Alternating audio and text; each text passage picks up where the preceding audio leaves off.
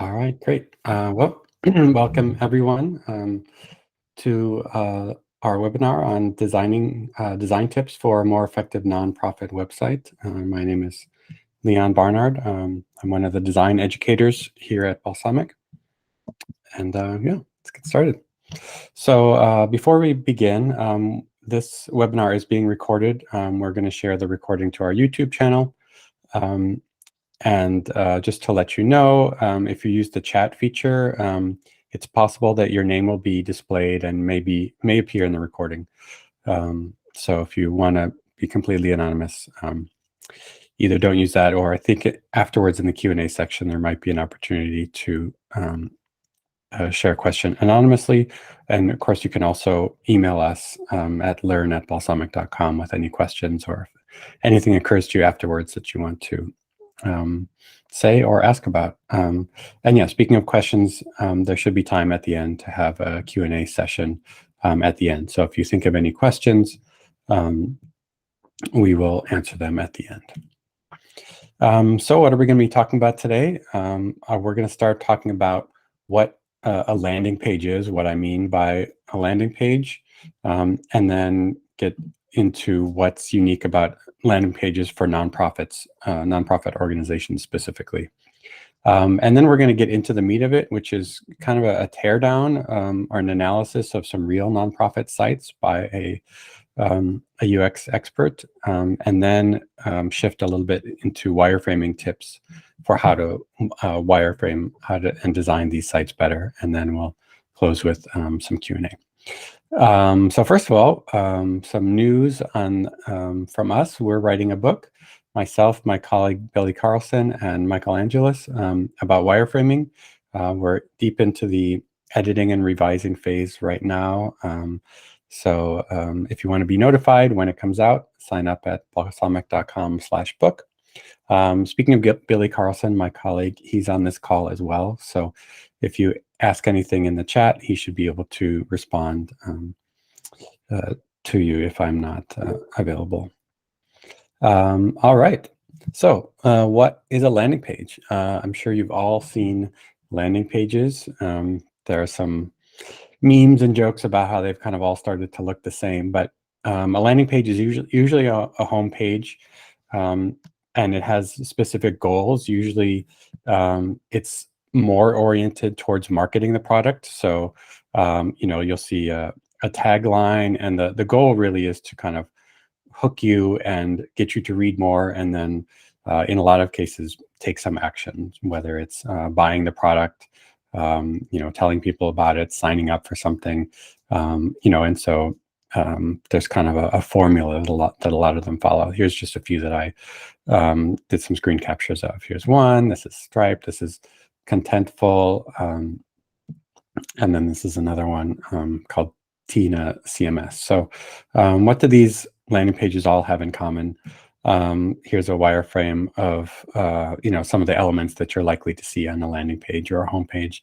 A very large tagline that kind of like really tries to capture in a few words either what they do or why it is relevant to you as the audience, and then maybe some smaller text kind of diving into that a little bit more from a marketing perspective. And then if it's done well, there's something called a call to action. Sometimes there's a primary call to action and a secondary one. So maybe it's sign up, try a demo, something like that. And usually these are differentiated because if you have differentiated visually, because if you have two of them that are kind of look the same, then it can be a little bit paralyzing for people. So it's good to really just to draw people's eye to one primary action from a design perspective. Usually you'll see some imagery to kind of reinforce either the brand or the message that they're trying to convey. And then a lot of other typical elements like navigation, and maybe some other either calls to actions or action buttons in the top right. So this has kind of become the standard layout, which has pros and cons. So on the one hand, it does feel like all landing pages kind of look the same, but on the other hand, it's very predictable, and so people kind of like to know what to expect. So there's actually advantages to that. So in this webinar, these are kind of some of the things that we're going to be talking about, is these sorts of things, how to use them and how to use them effectively. So let's look at some nonprofit sites just to see how they are similar and different. So I'm going to have a few tabs open showing just a few nonprofit sites that I found. A lot of these were listed on good examples of nonprofit sites. So we'll see. Maybe we'll come back to this and see if they really are effective. So this is Habitat for Humanity. Clearly, there is a call to action here. Donate. There's this big tagline. There's Imagery. So obviously there's some similarities, but you might notice some differences as well. This is another one, Imagery 2, I guess you could say these are the calls to action here. Take a look at this one, Ronald McDonald House, a little bit different.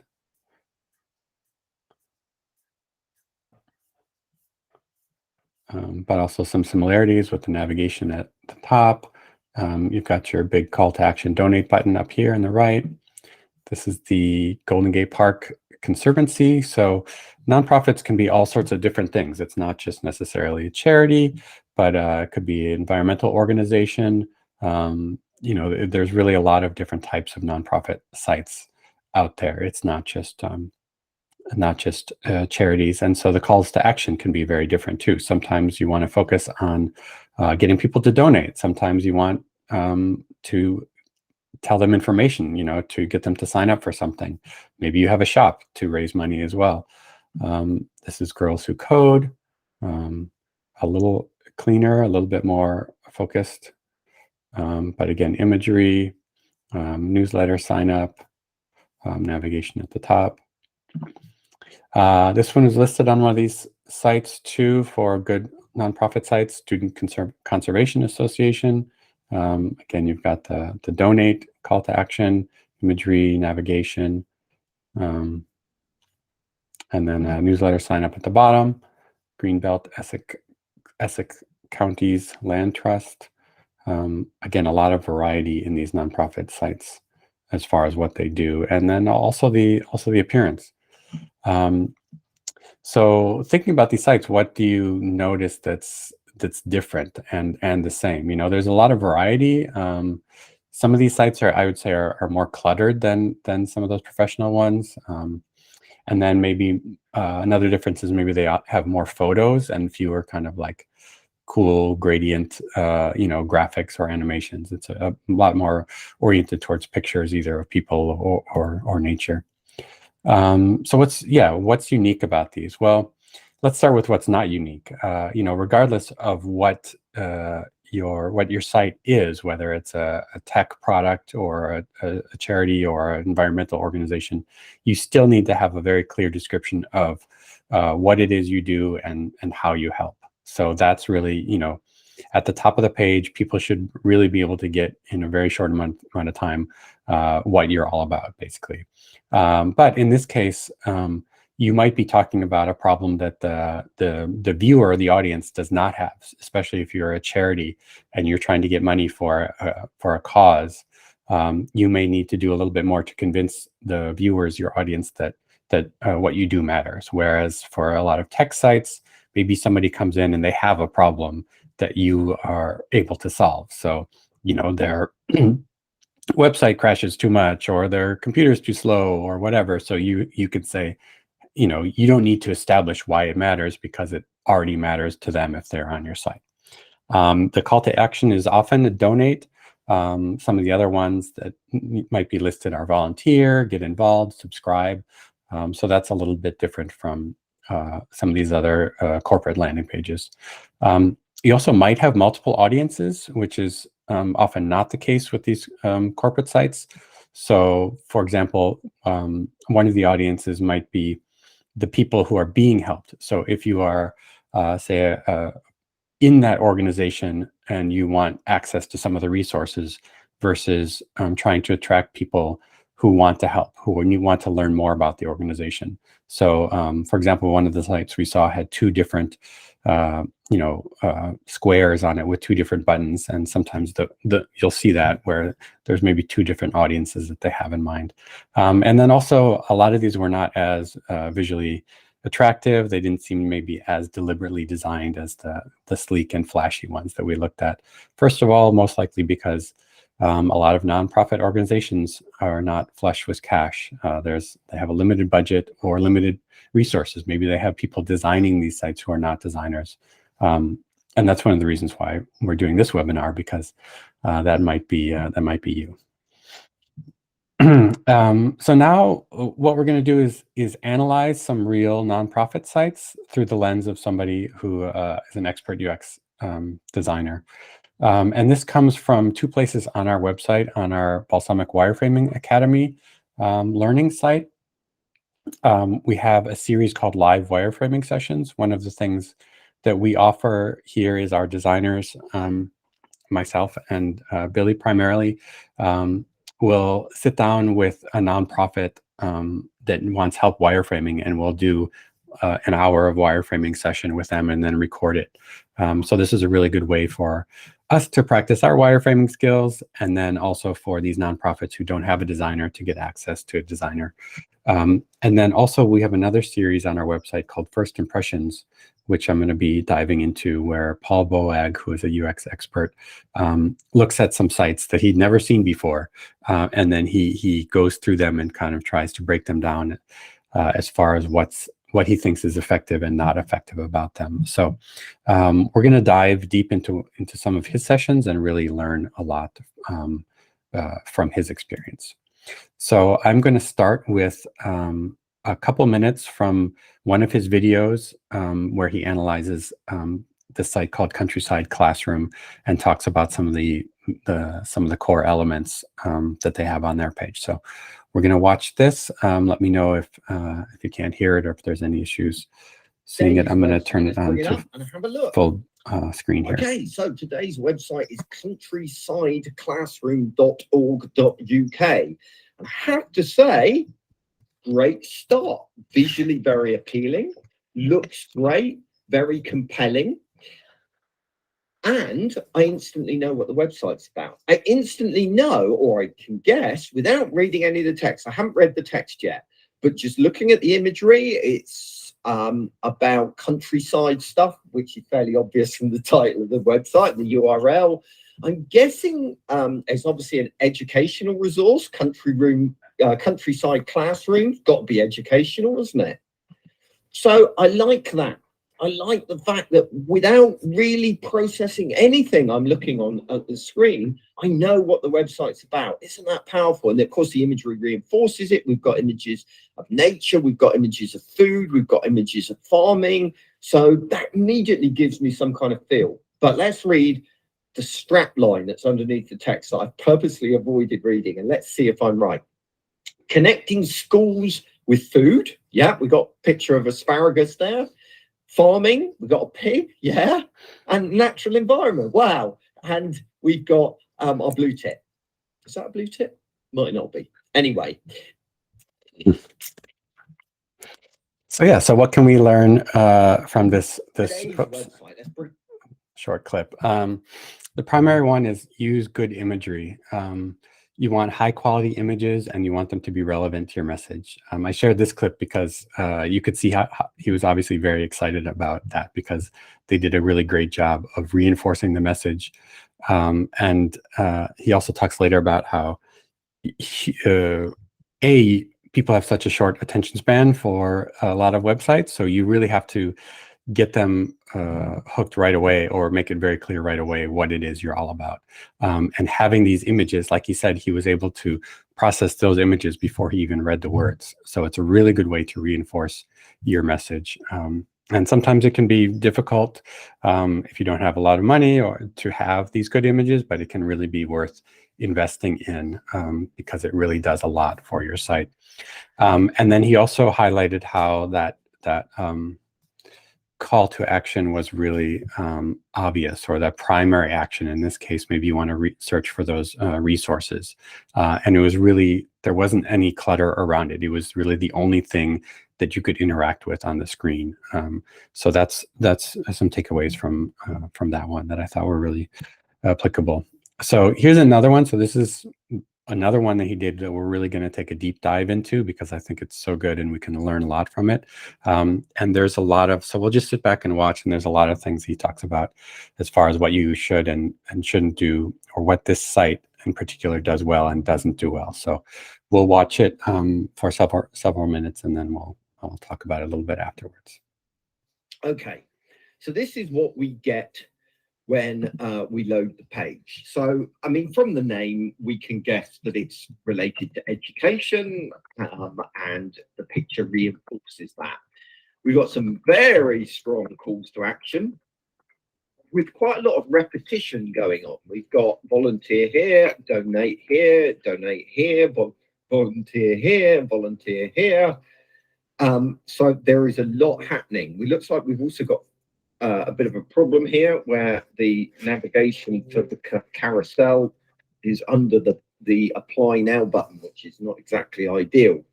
And actually that does flag the first thing to talk about, really, which is carousels. Carousels have got a bad reputation in the user experience design community, and for good reason, that they basically hide a lot of content away from people. So if I click on one of these others, yeah, look at all this other additional content that is kind of available, but kind of not. Now, I suspect if I left this page running for long enough, that this will move through from one carousel item to another. But even so, you're still relying on someone to sit there and wait for it to progress, or to spot those buttons that have now disappeared, if you notice, right? So if you've got crucial information, a carousel is not your best bet in most situations. Now, that's not to say that they're never good. You can never say anything black and white like that, but generally speaking, they're not ideal. So anyway, that said, let's have a look. Okay, so very much front and center, as soon as I arrive on the site, is asking me to donate and to volunteer. But I don't know anything about these guys yet. Again, and I've said this multiple times through the season, and I'm never going to stop saying it, which is you need to pick your moment, right? I need to understand what these guys do first. I've got to understand what the need is that they're solving before I'm in a position to donate or volunteer. Now, that doesn't mean that you can't have a donate and volunteer for return users, but for me, as a user arriving on the site for the first time, I feel like all they want to do is just grab my money, right? They don't even want to explain it. So it sets up the wrong tone. So you either need to adapt the website based on whether someone's returning or not, or make sure you get that kind of core messaging right at the very top of what they do, right? Now, it actually does give students without a home the gift of time and ongoing steady support, not just today, but around the year. That is actually doing it. It is telling me what they do, but because it's kind of wrapped up in this kind of give, donate, it's got the wrong tone to it, and it's bristling me slightly. Okay, let's have a look down. What do we do? Here we go. Schools on Wheels provides academic tutors to children living in shelters, motels, cars, foster homes on the streets of Southern California. Okay, so that is going to throw up quite a lot of questions for me, or for anybody at this point, right? Questions like, well, don't these kids go to school? Questions like, how is this helpful? Is there really a need for it? So it's making a lot of assumptions about my level of knowledge, which might not actually be accurate. So we'll come back and we'll dive into that more in a minute. And then immediately now we're back to the ask. We need people like you. We need you to volunteer. We need you to donate. And then we get into upcoming events and recent news. Does anyone actually read news on websites like this? is that really the best place to communicate? I give to various charities and support various charities, as most people do. And I never, ever go to their website to read their latest news. Just don't do it. I'll get emails from them every now and again, keeping me up to date and informed, but I don't go to their website. Yet so many websites put recent news on their homepage, right? I see web design agencies doing this as well. When do you think to yourself, oh, I wonder what so-and-so web design agency is doing? And actually, I encourage you to look at the stats for your recent news on your website. I bet you that actually those stats are pretty low, that very few people click through. So maybe this space, or you not necessarily this position in the scroll, but this real estate could be used to unpack a little bit more what these people do, why this offering is required, etc. Do you remember I've talked about this before in this season? Number one is you need to establish, am I on the right site? What is this site about? Secondly, we need to identify the features or benefits of the product. So in this case, the features and benefits of offering academics tutoring. And then you go in for the ask after that. Okay, join our community, find out more. Okay, so this is basically just a mailing list, but actually I quite like that. I think that's quite a nice way of putting it. To get people to sign up for our mailing list, we refer to it as becoming a part of a community. The photograph really reinforces that as well. For a charity, I think that works very well. So I like that idea of, join our mailing list, become part of our community, become a part of this group of people that are making a difference.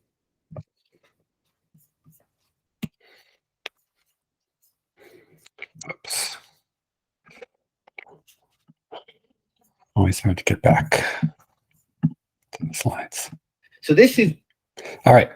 So what we learned from that, it was a long clip, but it was really rich in information, which is why I left it running. I like that he talked about things that you should do and also things that you shouldn't do. The first thing he talked about is, which I think is a great point, that, it's very clear that it's a charity, that it's a nonprofit organization, and that they want you to donate, but they really front load that and just, they kind of plaster that all over the top of the page. He loves to use this phrase, pick your moment. And clearly he's saying that the very top of the page is not the right moment to really be asking. You need to establish what you do and how you help before you ask for something. And he talks about this later on as like features and benefits. Like a corporate landing page, they'll try to sell you on what they do, what features they offer, how they really help you before they ask you, to go and buy it. Another thing he talks about is he shows the carousel that they use on that landing page, and from a UI and a UX point of view, they're very hard to use. I know a lot of sites use them. A lot of site builders kind of have these built in. It's a good way to cycle through multiple pieces of information, but they're not very helpful. And if you try to put your call to action in it, then you run the risk of that slide moving on and people not catching it. And then when it comes to news and events, it's not saying necessarily don't have them, but don't just put it in there because you think you should, or because other sites do it. Make sure you really have a good reason for it, or maybe put it somewhere else on the page, on say a different part of the site or something.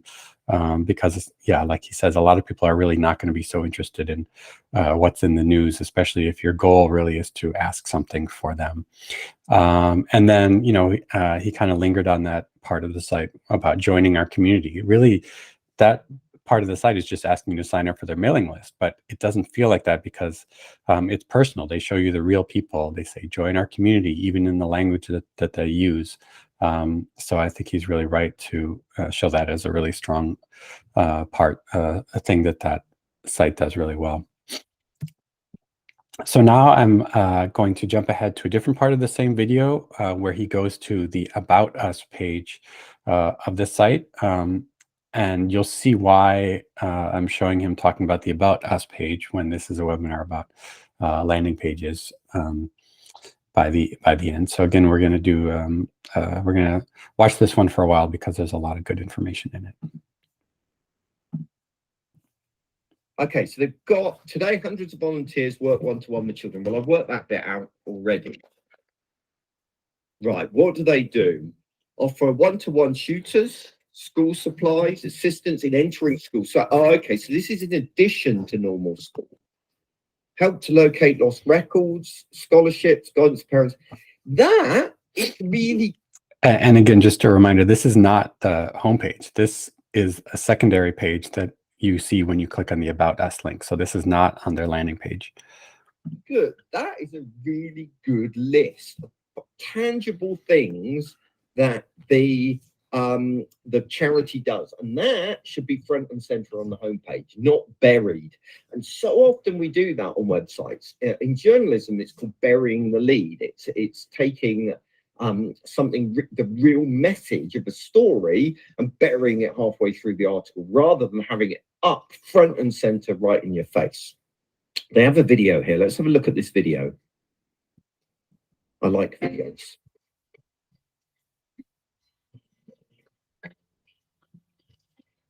The hardest part of Wireframing right now is finding a place to live. Homeless families are the fastest growing segment of the homeless population. In just the school districts we serve in Southern California, there are over 163,000 children without a home. The children we serve. 163,000. Wow. That was a very powerful start to that video. We'll keep going in a minute. But it did two things that is really important to notice. There are different people respond to things in different ways, right?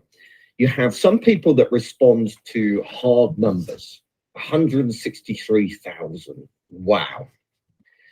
But there are other people who respond to emotion, right? And empathy and connection, which is that little boy at the beginning, you know, with that kind of sigh in his, you know, in the way he was speaking of going, the biggest challenge in my life at the moment is finding a place to live.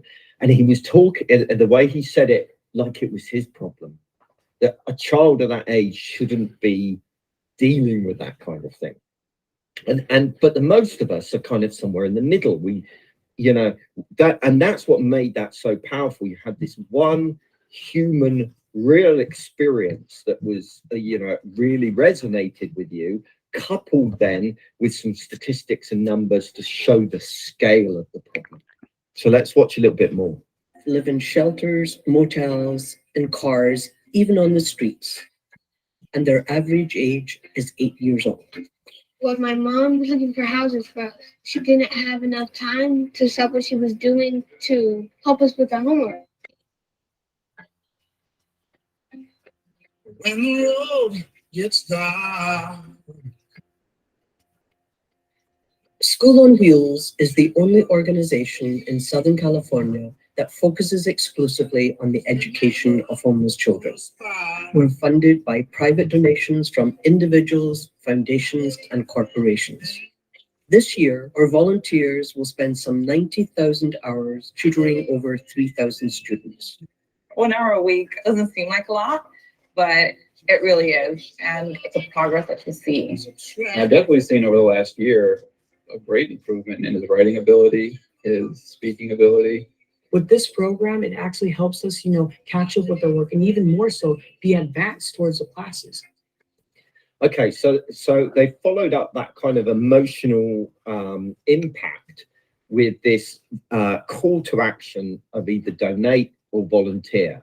But there's some useful information in both of those. One is that they've made it very clear donation can be corporate or it can be individuals, and that they're totally reliant upon that. Those are two really important things to get across. But with the volunteering, they said 1 hour a week can make such a difference, right? So they've quantified the level of commitment. You know what? I can't help but think that this is buried and that this needs to be front and center on the homepage, because it's really well done. Oh, I've just jumped back, haven't I? That's annoying. Let's jump forward a bit. We need to go past that. Let's try here. Never go back to the way we were on we tried. Having the tutors in place allowed to create an enormous amount of structure and stability. They helped us so much keep the children on track with their studies. So now whereas we're we were talking having about difficulty and struggling benefits. prior to that. I've benefited a lot from having good mentorship in my life. And it's something that I feel like I should pay back. When it all comes down to you. If you're considering being a tutor, do it because it changed my life dramatically. I do encourage everybody and anybody to do it, regardless of your age. The tutoring, I think, would be very valuable for anybody who is interested in helping children.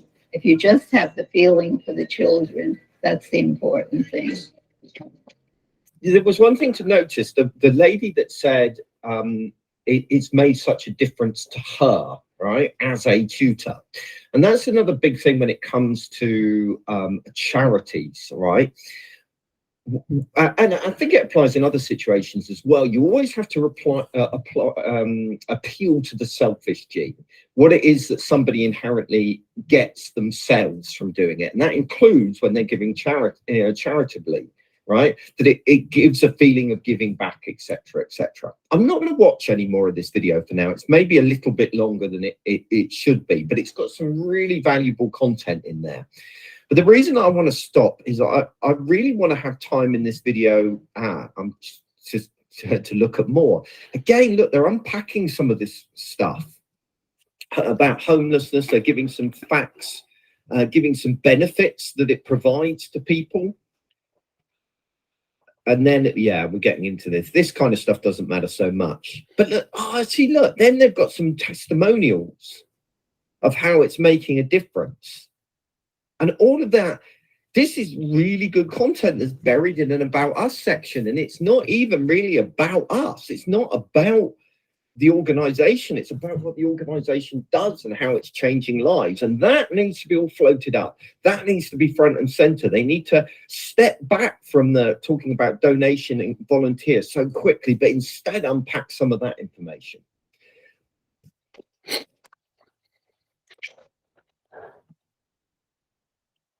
I won't elaborate too much because he does a really good job of articulating all of that. So just to summarize, start with why it matters. As he says, don't bury the lead. You know, that's what's really going to hook people. You want to tell about what you do, but also show it. You know, even if you don't have a video, use testimonials, photos. You know, make it real people, real stories, real feelings. You know, and then that's the good time to ask for help, for money, for volunteering. I mean, after watching that video, you know, you can't help but care about that organization. That's the time. That's your moment, as he would say. So as I was preparing this, I checked on the latest on their School on Wheels website, and I was so excited that they actually implemented a lot of these suggestions. So this is the homepage now, and you could see what they do is they have that video or maybe an updated video running in the background, and the very first button they have is view that full video. You know, and you can see from him watching that video, it's so compelling. He just wanted to keep watching it. And then right here on the flip side, you know, appealing to the numbers. 1 in every children in California does not have a home. You know, it's very short text, but it's very clear. It's very powerful.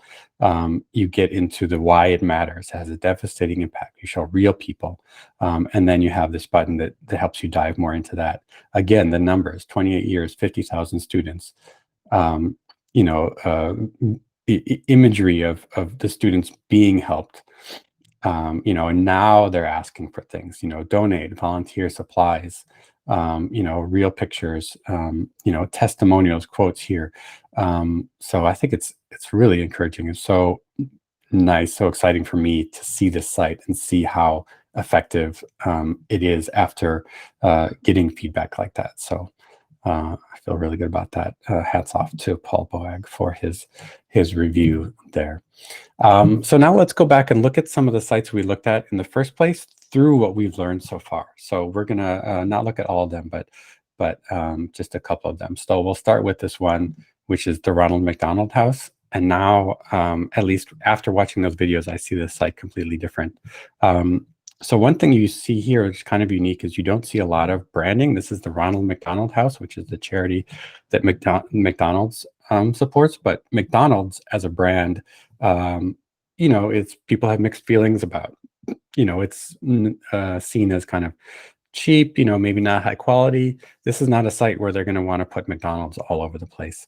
And also what they do here, what I notice is that they don't have a very clear call to action here. You know, they have donate up in the upper right, but that's kind of just there in the navigation. They don't have a big donate button here.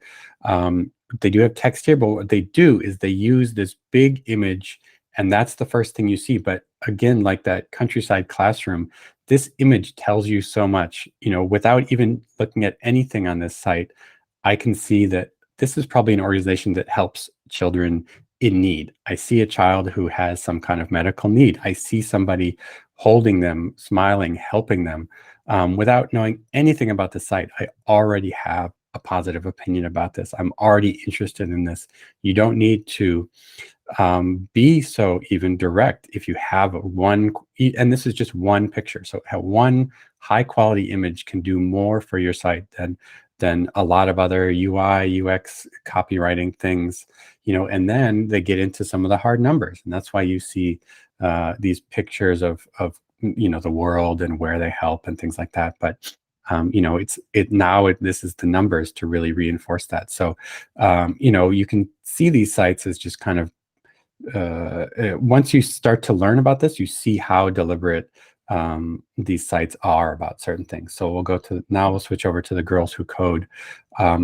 And boom, you see 3 images of women from underrepresented groups being excited, you know, working on computers. You know, you see what this is all about without even knowing it, you know, and then you read the text. Oh, pipeline of future female engineers. That's a really positive thing. It uses the imagery, but there's no call to act. There's not even a call to action here aside from this maybe get updates button, but even donate is at the same level as this other navigation. So then they get into what we do. Again, the image, we help people around the world.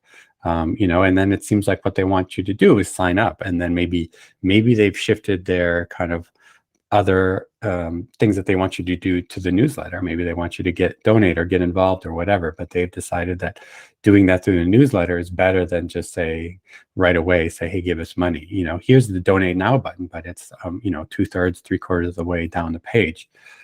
So really those are really strong. And now we can kind of understand why. Going back to some other ones, here's another one that we see, and this one is kind of on the other side of things. So maybe they have like a Halloween theme, but like I look at this picture and I have no idea what they do. Yes, it's related to nature, but it's not really making me think so much about conservation.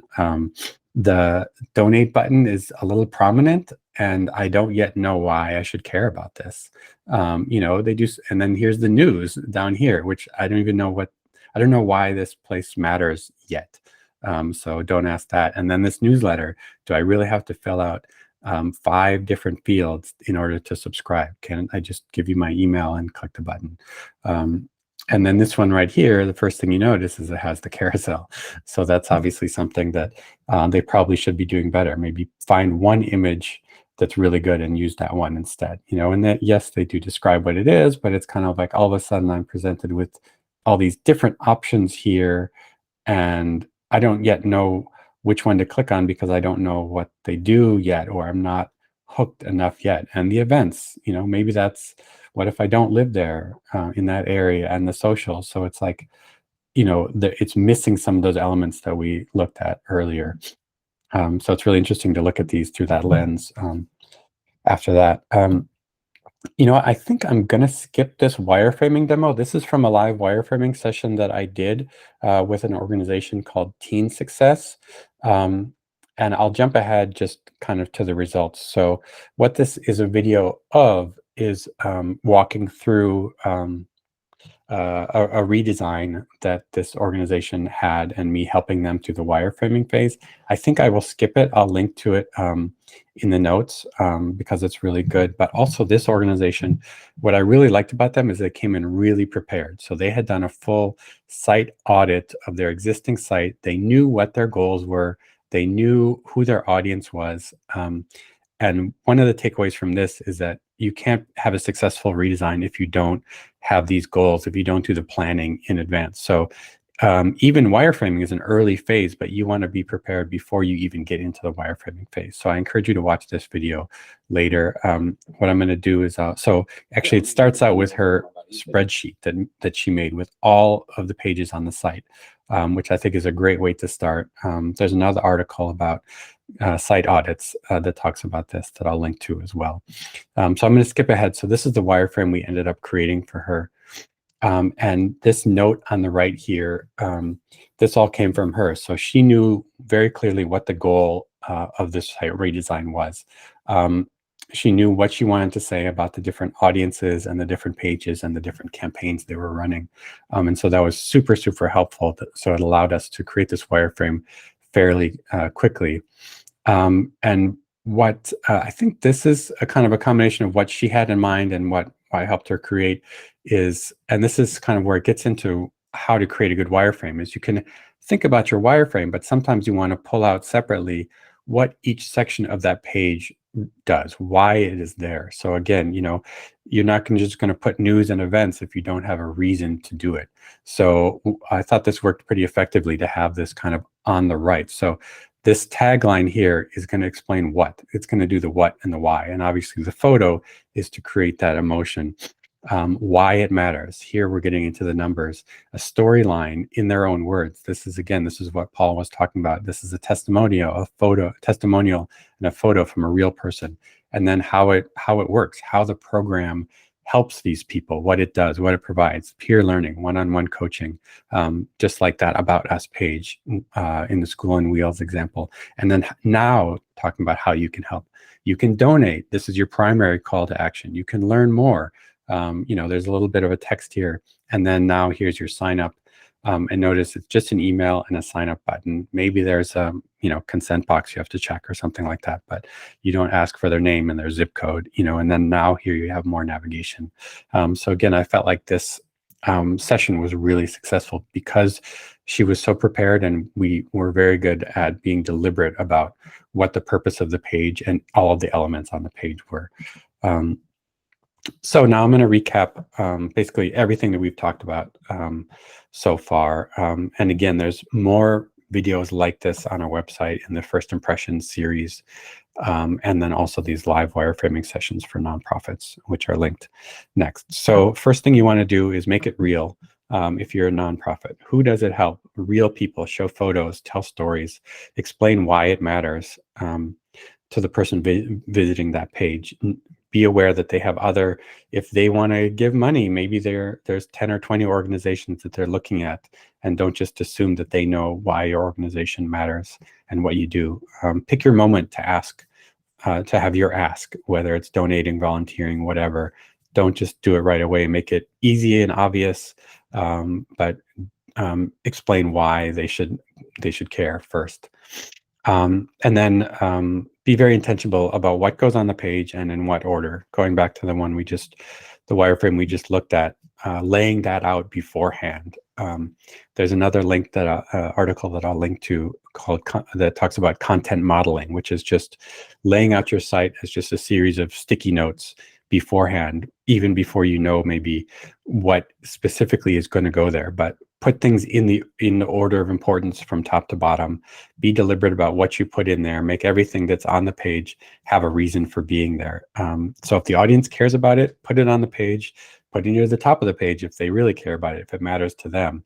And if the audience doesn't really care about it, take it away or put it somewhere else on the page. And then for the nonprofit sites and any other site, you know, follow good UX and UI best practices. You know, make the calls to actions clean, clear, obvious. Don't have a lot of clutter.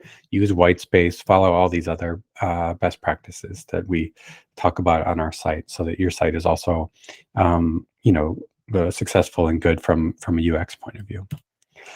So here's a whole bunch of resources, and I'll share this PDF, and I think in the YouTube video too. So this website review series, all of our nonprofit wireframing videos, an article we published recently about common website mistakes that can be good, applicable to any website.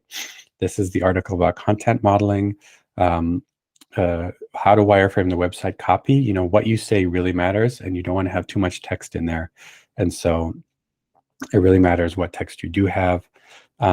Other kind of general website design lessons. These are articles on our Wireframing Academy site. And then there's a case study of when we designed the landing page for our Balsamiq cloud product, which really gets into the nitty-gritty from the wireframing stage to the high fidelity design to the final implementation. So thank you very much. You can learn more on our Wireframing Academy site. You can email me, leon@balsamiq.com. You can follow or contact me on Twitter. And we have a few minutes for Q&A. It went a little long because I think those videos were so good. But I will step back from this and answer some questions if you have any.